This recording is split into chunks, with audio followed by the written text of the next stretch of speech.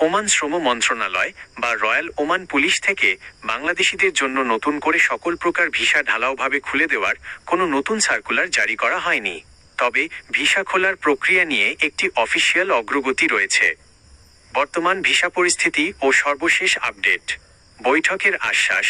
রিয়াদে অনুষ্ঠিত global labour market কনফারেন্সে বাংলাদেশের প্রবাসী কল্যাণ ও বৈদেশিক কর্মসংস্থান উপদেষ্টা আসিফ নজরুলের সাথে ওমানের শ্রমমন্ত্রী মাহাদ বিন সাইদ বিন আলী বাওয়াইন সলিম আল বুসাইদির একটি গুরুত্বপূর্ণ বৈঠক অনুষ্ঠিত হয়।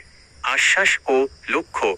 ওমানের শ্রমমন্ত্রী জানান, 2023 সাল থেকে বন্ধ থাকা অদক্ষ ও আধাদক্ষ কর্মীদের ভিসা পুনর্বিবেচনা করে বাংলাদেশি শ্রমিকদের জন্য পুনরায় নতুন কাজের ভিসা চালু করার প্রতিশ্রুতি দেওয়া হয়েছিল। অবৈধদের বৈধতা সুযোগ। বর্তমানে ওমান সরকার নতুন ভিসা দেওয়ার চেয়ে সে দেশে থাকা অনিয়মিত বা অবৈধ কর্মীদের জরিমানা ছাড়া বৈধ করার কাজকে অগ্রাধিকার দিচ্ছে। প্রবাসীদের জন্য জরুরি সতর্কতা। যে কোনো আর্থিক লেনদেনের আগে ভাবুন।